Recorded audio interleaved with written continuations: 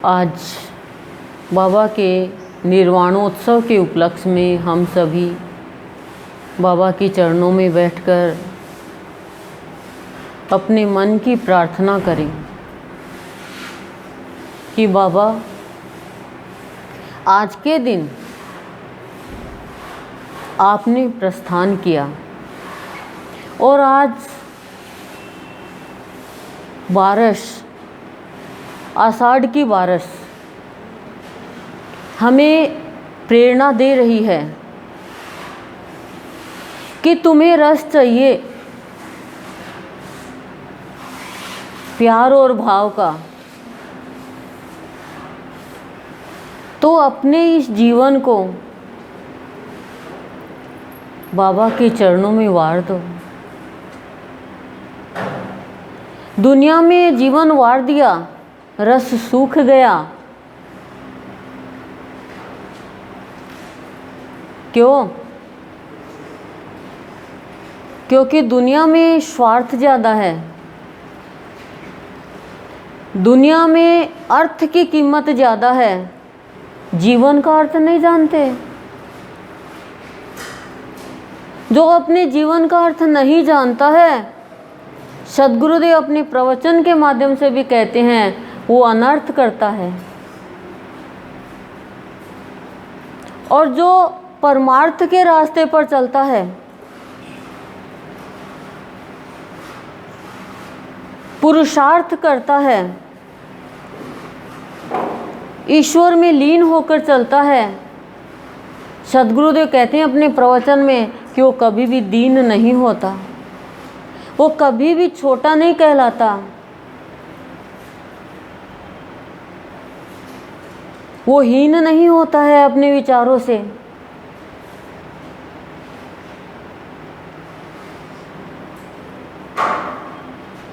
हम तो कहते हैं मैं दीन हूँ, मैं हीन हूँ, मैं अनपढ़ हूँ, मैं छोटा हूँ, मैं कुछ नहीं कर सकता, मैं गरीब हूँ। नहीं, ये सब छूट जाता है जब एक गरीब लड़की की शादी पैसे वाले के घर से हो जाती है, तो पैसे वाली हो जाती है, सेठानी हो जाती है, गरीबी से एकदम। तो परमात्मा के चरणों में जब वार देंगे जीवन, तो मृत्यु की ओर नहीं जाएंगे, अमरता की ओर जाएंगे। और दुनिया में वार दोगे जीवन, तो बुद्धि तो भ्रष्ट होगी ही होगी, मृत्यु की ओर जाएंगे।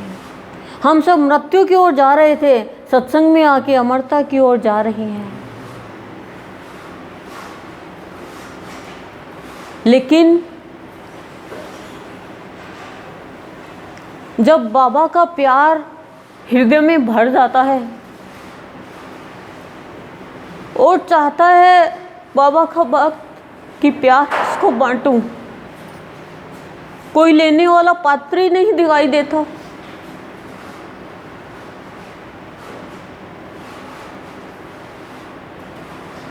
जब हृदय में बाबा के लिए व्याकुलता लगती है,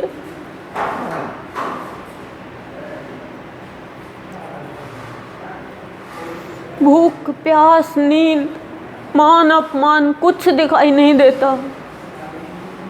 गुरुदेव रात रात भर जगे कि कहाँ सत्य को पाऊँ, कहाँ जीवन साथी को पाऊँ। और संत का हृदय तो इतना विशाल कि कोई प्राणी जान ही नहीं पाया गुरुदेव बाबा के हृदय को। सब अपनी मैं में जिंदा है कि हम जरा सा कुछ कर देंगे तो हम पता नहीं हम क्या बन गए। अरे ईश्वर की लीला है ये तो, कि हमें कुछ करने का अवसर मिल रहा है। धन्यवाद दो संत को कि प्रभु ये दोनों हाथ तेरी सेवा के काम आ रहे हैं, ये पैर है वो तेरे दर पर चल के आ रहे हैं। ये प्रभु कोटि कोटि धन्यवाद कि हम मुख से तेरे शब्द बोल रहे हैं। कब इस मैं को गिरा पाओगे? जिसकी मैं गिर गई उसका निर्माण हो गया, जिसका मैं गिरते निर्माण हो गया, उसका जीते जी निर्माण कर दिया बाबा ने।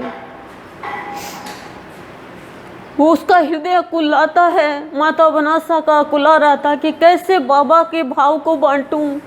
जो भी आए सब स्वार्थी आए, सब स्थूल धन के लिए ही आए, सब तेरी मेरी करने वाले ही आए। कोई बाबा का दिल जान ही नहीं पाया कि बाबा क्या चाहते हैं। और गुरुदेव गए बाबा के पास में। गुरुदेव को बाबा ने अपना आसन दे दिया, अपना सिंहासन दे दिया।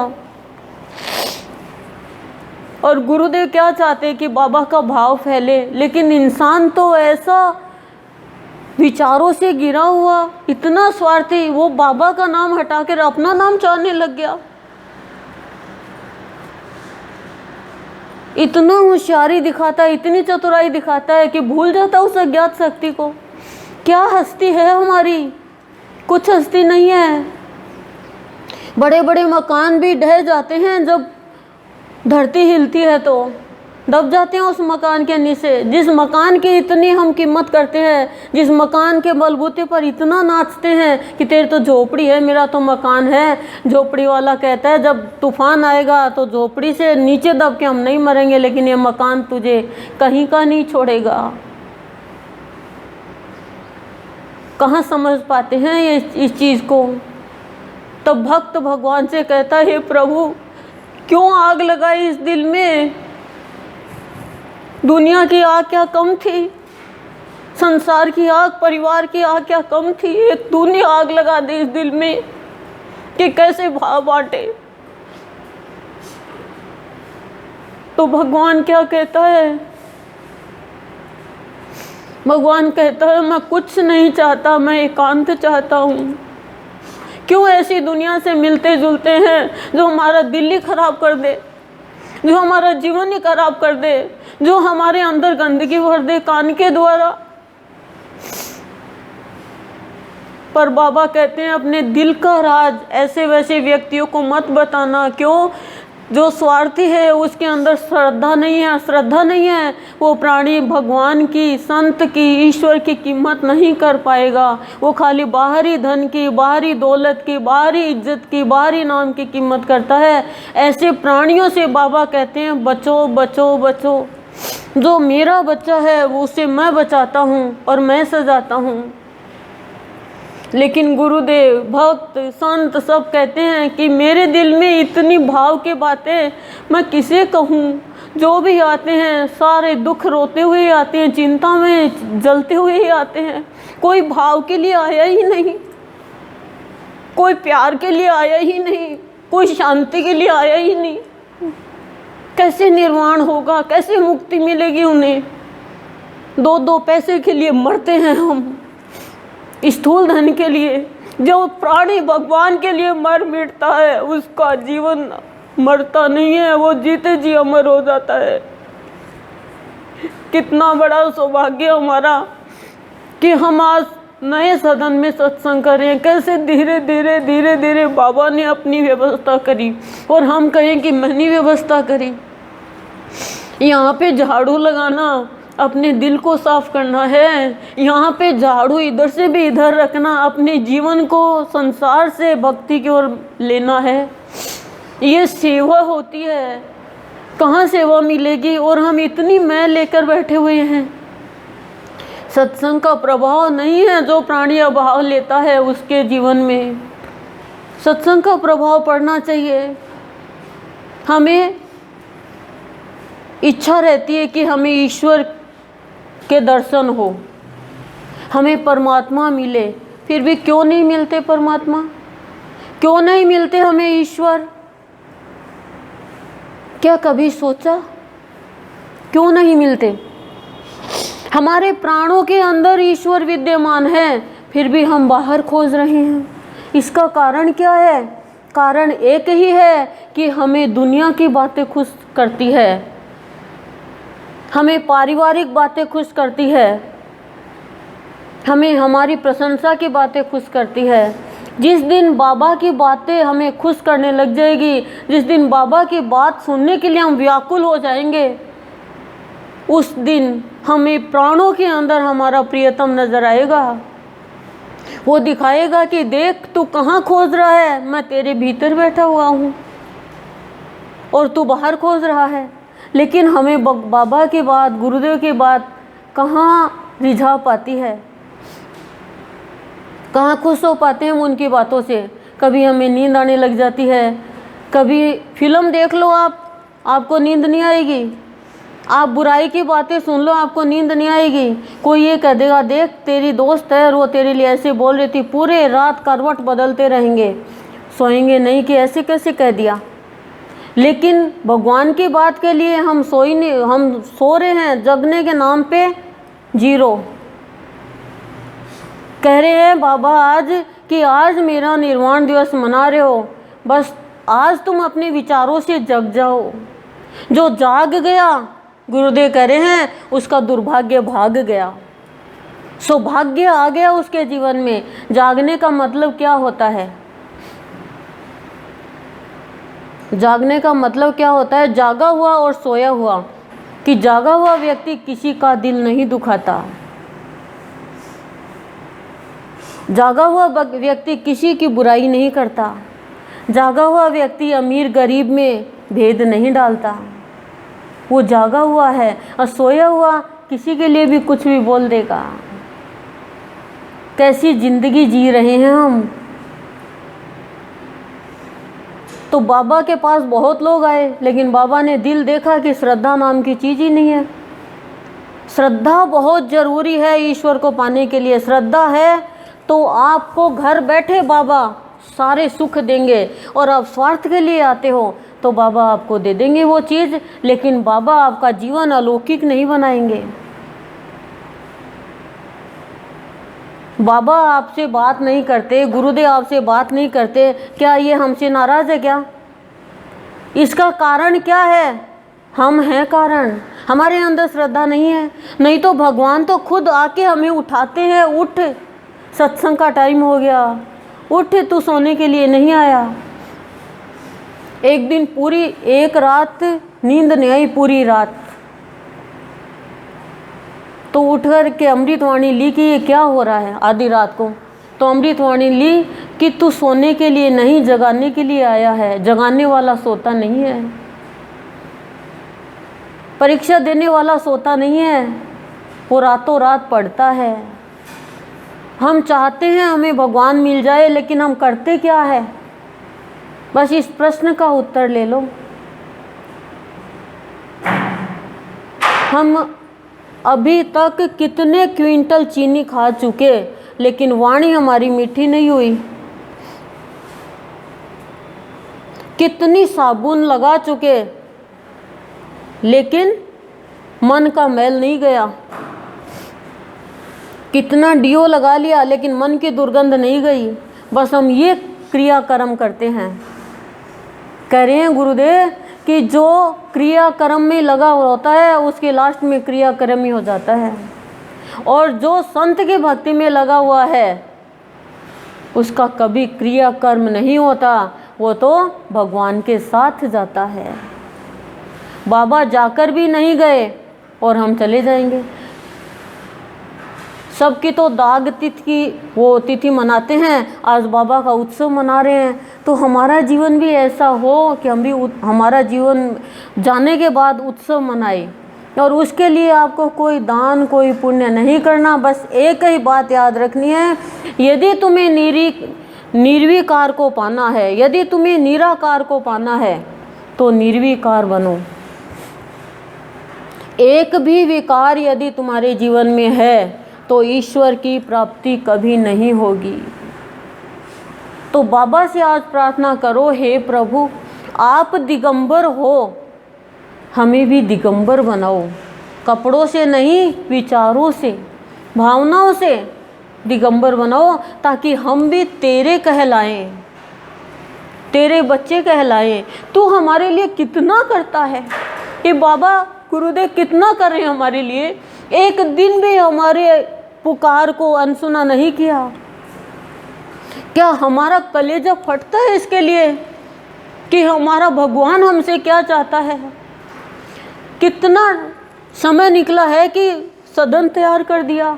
आप अपने बच्चों की शादी में कितने कितने लाख लगाते हो, लेकिन भगवान के लिए जो लगाया वही हमारे साथ काम आएगा, वो हमारे साथ जाएगा। लेकिन फिर भी हम नहीं मानते हैं, बाहर गए नहीं और माया ने डोरा डाला नहीं। ये माया क्या है? माया क्या है? ये ठगनी है। और ठगती रहती है हमें। ये माया हमें अच्छे रास्ते से भटकाती है, पर हमें भटकना नहीं है अच्छे रास्ते से, बहुत भटकाती है। कोई भी चीज़ आती है, नहीं बच्चों के काम आ जाएगी, अरे भगवान के काम आ रही है, बच्चों के क्या काम आ जाएगी। एक बार नई चादर थी, महंगी चादर थी, तो सोचा कि अपने काम आ जाएगी, शादी में काम आ जाएगी, बच्चों के काम आ जाएगी। अब भगवान थोड़ी काम में लेने वाले हैं, ऐसे भगवान खुद के काम में लेते हैं। तो हमने कहा प्रभु आपकी जैसी मर्जी, माया को आने नहीं दिया। ठीक है, आप वस्तुओं को अपने काम में ले लो, आज ये भी सौदा कर लेते हैं, अपना जीवन भगवान के काम में लगा दो। इतना तो कर लो ना, आधी घंटा की नींद नहीं निकालेंगे, कपड़े पहले धोएंगे, खाना पहले बनाएंगे, झाड़ू पहले निकालेंगे, सत्संग जाए बाढ़ में। त्याग करना पड़ता है भाई। कपड़े आप 2 दिन के रात को भी धो सकते हो, आजकल तो वॉशिंग मशीन है। खाना खाया नहीं खाया क्या फ़र्क पड़ता है, चाय पी नहीं पी क्या फ़र्क पड़ता है। ना भाई मार तो ये मना कर दे, थारा ये बाजार में थे पूरे पूरे दिन घूमे हो, थारा ये मना कौन करे, और अच्छी जगह जाने के लिए थारा ये मना कर दे, फिर तो ये का नाम ही ये है, खाली कुछ नहीं है। शादी में आप लोग, पियर में आप लोग 2-2 महीने चले जाती हो, तब उसका खाना, उसका पीना, उसकी व्यवस्था होती है। गुरुवार के एक दिन के सत्संग में आपको 10 बजे का टाइम लग जाता है कि नहीं इनको ये मना करते, इनके गए बिना मैं नहीं जा सकती। क्या ये सत्संग का प्रभाव है? और क्या चाहती हो फिर भगवान से कि भगवान दर्शन दे, भगवान सब कुछ दे? कैसे दे देगा वो? सौदा तो चाहिए उसको।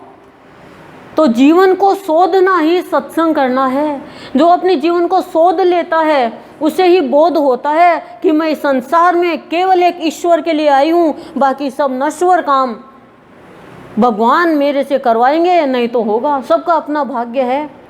आप तो ये चाहते हो कि मेरे घर में बहुत अच्छी बहू आए, मेरे घर में बहुत अच्छा बेटा हो, मेरे घर में बहुत अच्छा जमाई आए, मेरे पति बहुत अच्छा हो, लेकिन आपका प्रारब्ध है वैसा आपको मिलेगा।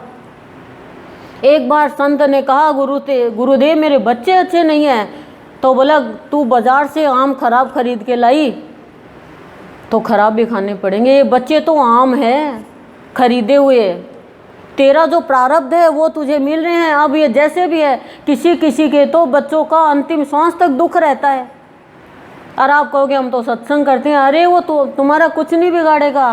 कुंती को दुख नहीं था क्या?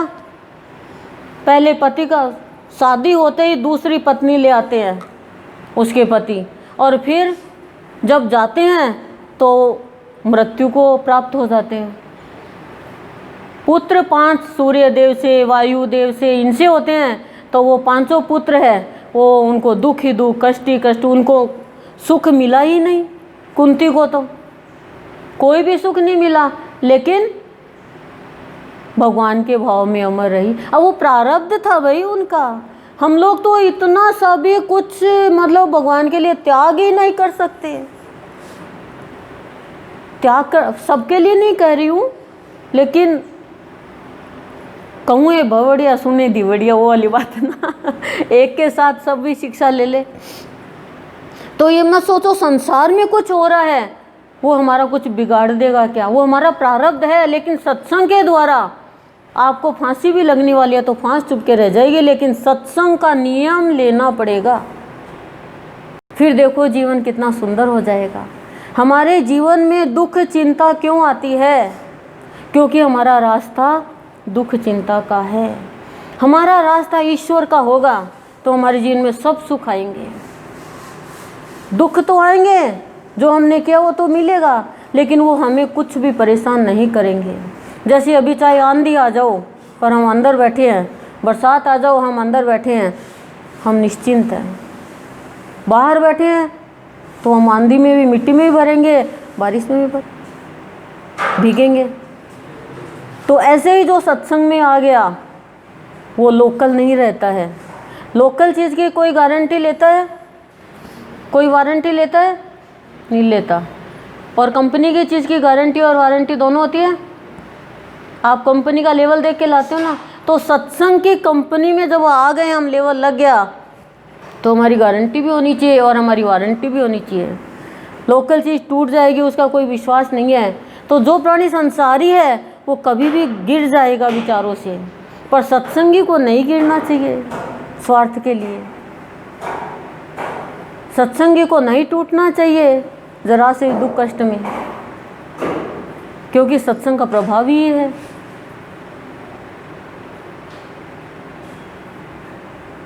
तो आज बाबा के निर्वाण दिवस पे बाबा से आप अपने मन की प्रार्थना करो, जो सुना है उसके मुताबिक करो और मन की प्रार्थना करो। बाबा तो देने के लिए बैठे। आज बाबा ने शरीर छोड़ा, शरीर का त्याग किया और जन जन में समा गए, स्थूल से सूक्ष्म हो गए, साकार से निराकार हो गए। अब हमें निर्विकार बनना है, यही हमारा निर्वाणोत्सव बनाना है। 1 साल का टाइम है निर्विकार बनने के लिए। आप चाहो तो तुरंत बन सकते हो, लेकिन गृहस्थी में रह के आप कहोगे कैसे बन जाए। कभी बच्चा परेशान करता है, कभी आदमी गुस्सा दिलाता है, कभी नौकरानी टाइम पे नहीं आती है। तो 1 साल में तो निर्विकार बन जाओगे? बोलो, नहीं बनोगे?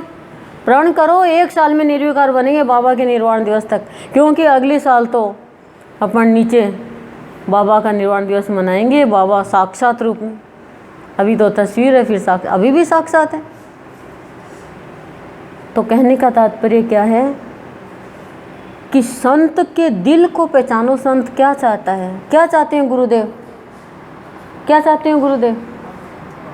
सत्संग चाहते हैं, बस सिर्फ सत्संग। वो भी क्यों चाहते हैं? माँ बाप क्यों चाहते हैं हमारे बच्चे पढ़े?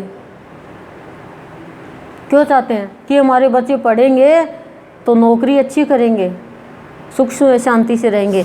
गुरुदेव भी इसलिए चाहते हैं सत्संग, कि सत्संग करेंगे तो इनके अंदर अच्छाई आएगी, प्रारब्ध खत्म होगा, बुरे किए हुए कर्म खत्म होंगे और इनके एक अच्छे इंसान बनेंगे और इनका जन्म मरण छूटेगा।